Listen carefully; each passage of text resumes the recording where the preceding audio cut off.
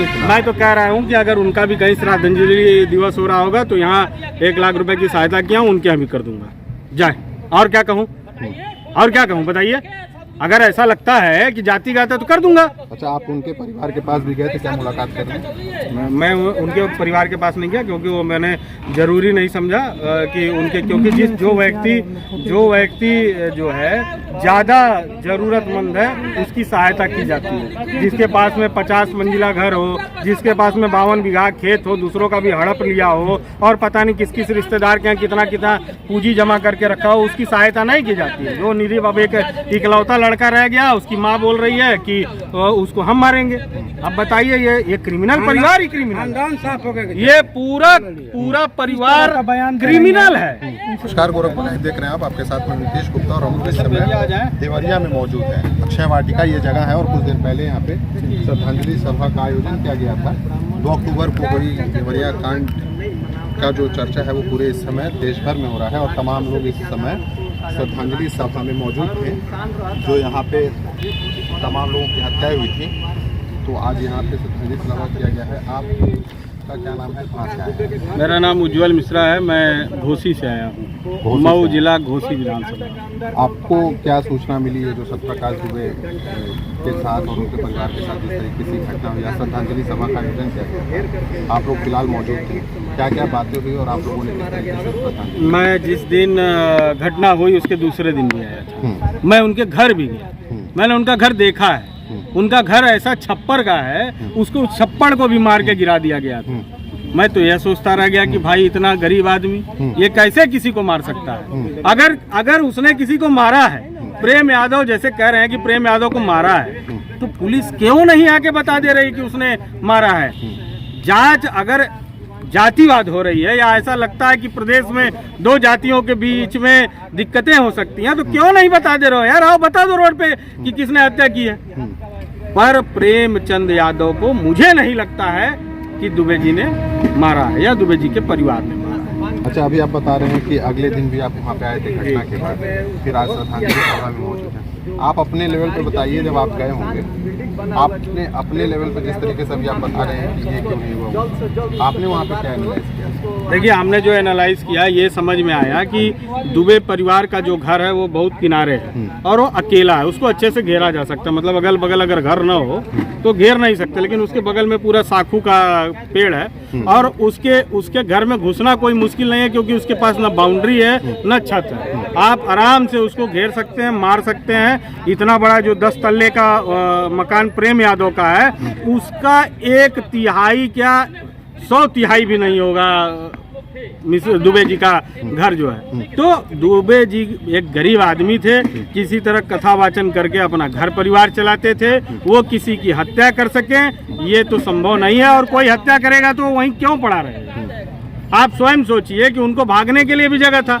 वो खेती खेत चले जाते, उनके अगल बगल कोई ऐसे लोग नहीं थे, तो वहीं क्यों पड़े रहे। नहीं, ये बताया जा रहा है कि सबसे पहले क्रिया दी गई, उसके बाद जो है अरे प्रतिक्रिया दी गई तो मान लीजिए, चलिए मान लीजिए कि बहुत तुम गुस्से वाले आदमी हो, नियम कानून मर गया है। अगर वो हत्या किए थे तो पुलिस के पास जाते, प्रशासन के पास जाते। अगर वो भी नहीं, अगर आपको मान लीजिए कि बहुत ही गुस्सा आ गया तो वो बेचारी 2 बच्चियां क्या की थी, women reservation, women protection, women यहाँ प्रोटेक्टेड ही नहीं है, क्या की थी। 3 महिलाएं मरी, 3 महिलाएं, माँ मरी, 2 बेटियां मरी, उसके बाद जो है एक छोटा सा बच्चा मरा। मतलब जिसके प्रोटेक्शन की बात करते हैं उन सभी लोगों के ऊपर अत्याचार हो गया। हम तो यहाँ या ब्राह्मण छोड़िए ना, 3 महिलाएं मर गई, 2 बिना शादीशुदा की थी, एक छोटा सा बच्चा मर गया 10 साल का। वो क्या बिगाड़ा था इन लोगों का। नहीं, वो तो लोग बता रहे हैं भीड़ आई गुस्से में। अरे ये किस प्रकार की भीड़ है भाई, भीड़ जो है ये भीड़ आई, लेकिन कभी आपने सुना कि भीड़ जो है जिसमें अगर ये कोई धर्म आधारित होता तो चलिए मैं एक बार मान लेता, लेकिन जिसमें एक ही धर्म के व्यक्ति है आपस में काट मार कर ले और वो भी छोटे बच्चे के ऊपर उसके कोई मतलब भावनाहीन होगा वो व्यक्ति, ऐसा व्यक्ति तो भावनाहीन होगा। अब ब्राह्मण कौन सा जातिगत काम करता है, ब्राह्मण हर समाज, यादव, चमार, दलित, गोंड, मुसहर, सब जितनी जाति होती है सबके यहाँ खाना खाता है, सबके यहाँ हवन कराता है, सबके यहाँ पूजा पाठ कराता है, सबके शादी को संपन्न कराता है। तो कौन सा जातिगत काम करता है ब्राह्मण? आप ब्राह्मण ब्राह्मण बार बार बोल रहे हैं। अगर यहाँ ब्राह्मण की हत्या नहीं, किसी दलित की हत्या हो गई होती, आप ड्रामा देखते? अगर यहाँ किसी मुस्लिम की हत्या हो गई होती तो शायद मेरे को लगता है कि पूरा भारत ही नहीं अंतर्राष्ट्रीय लेवल पे, आपने नूपुर के में देखिए क्या हाल हुआ, हाथरस में कांड हुआ, पूरा देश जाग गया। आज यहाँ किसी को तो यानी ये जो श्रद्धांजलि सभा रखी गई थी, यहाँ से एक संदेश भी दिया गया था कि ये किसी जाति एक वर्ग के खिलाफ या जाति इकट्ठा करने के लिए नहीं है। ये जिस तरीके से हादसा हुआ, जो घटना हुआ, ये उसके खिलाफ। मैं तो कह रहा हूँ कि अगर उनका भी कहीं श्रद्धांजलि दिवस हो रहा होगा तो यहाँ 1 लाख रुपए की सहायता किया, उनके यहाँ भी कर दूंगा। जाए और क्या कहूँ, और क्या कहूँ बताइए? अगर ऐसा लगता है कि जातिगत है तो कर दूंगा।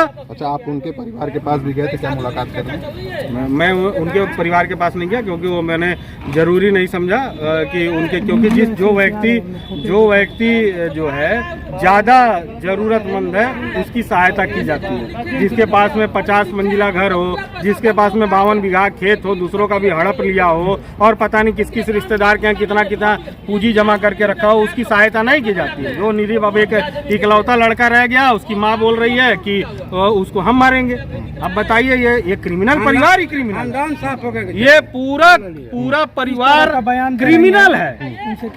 आप बताइए, पूरा परिवार क्रिमिनल। वो बच्चों को, अपनी बीवी को भी यही सिखाया, तभी तो बोल रही है ना मेरी हत्या हो जाए, मेरी माँ नहीं बोलेगी, मेरी बीवी ये शब्द नहीं बोल सकती, क्योंकि ये संस्कार है हमारे, वो संस्कार भी ना है।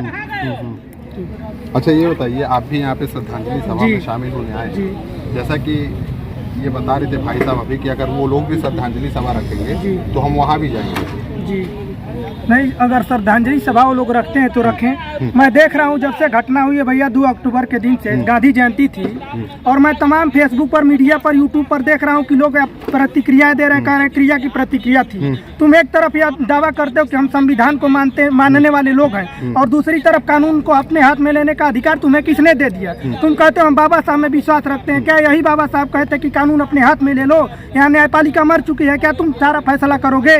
जहाँ तुम्हारी जनसंख्या ज्यादा होगी, वहाँ कोई कमजोर होगा उसको तुम मार दोगे? यही न्याय कहता है। पहले कानून हाथ में किसने लिया? वो तो जांच का विषय है ना कि किसने लिया, बताए।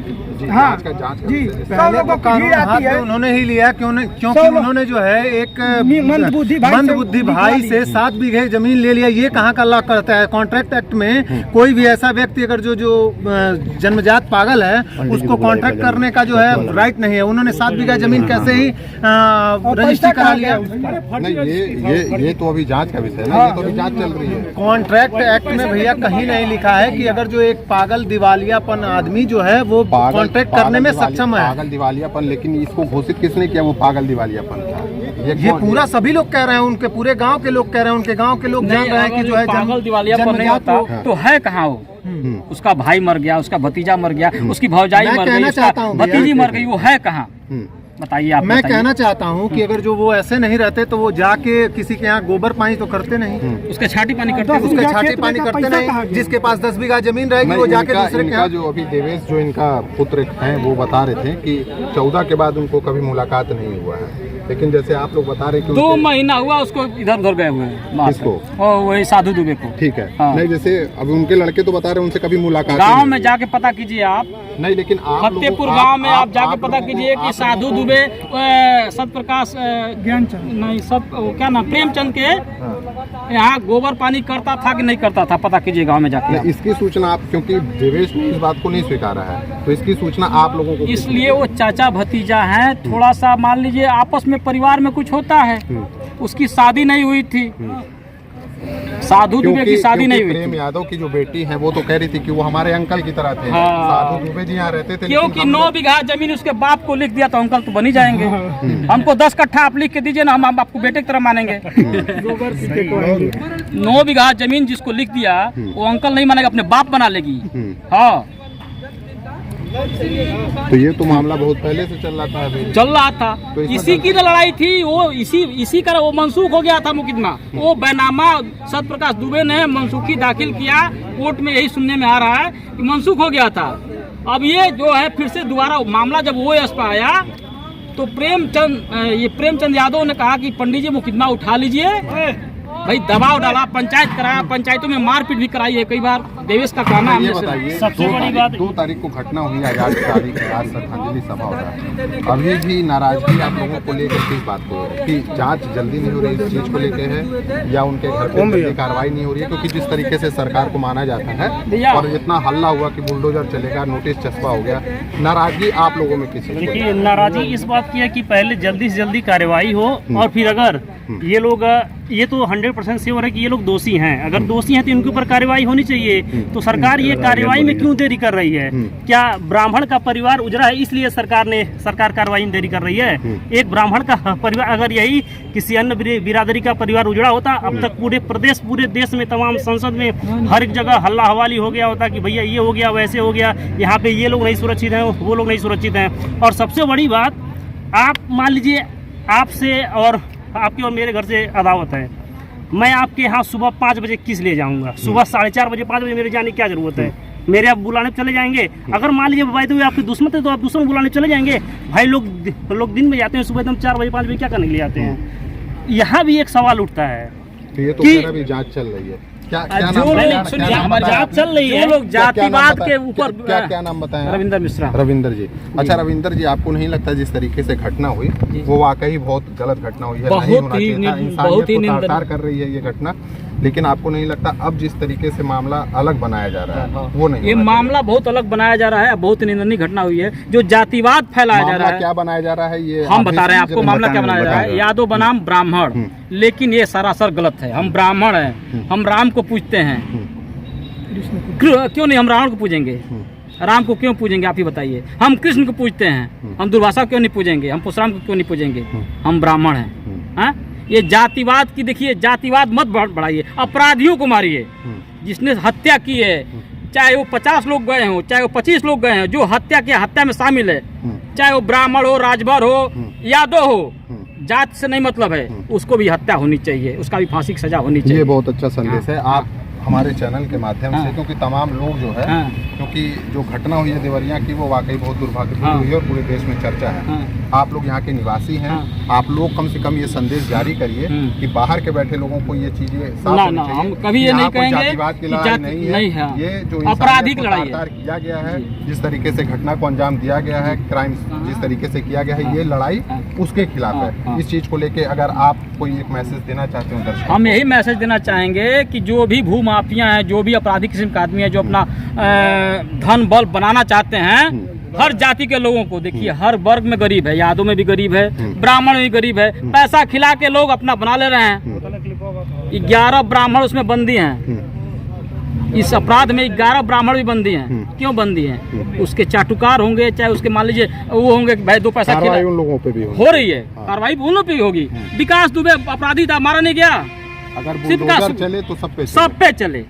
अपराधी जो भी अपराधी हो उस पे सब पे चले, मैं यही कहना चाहता हूँ आपसे। ठीक है, यहाँ तमाम लोग आपको बता दें श्रद्धांजलि सभा का आयोजन किया गया था, आप चैनल देख सकते हैं, और अभी कुछ देर पहले यहाँ पे श्रद्धांजलि सभा का जो है समापन हुआ है। तमाम हजारों की संख्या में लोग मौजूद थे और यहाँ पे सत्यप्रकाश दुबे सहित जो उनके परिवार के लोग हैं उनको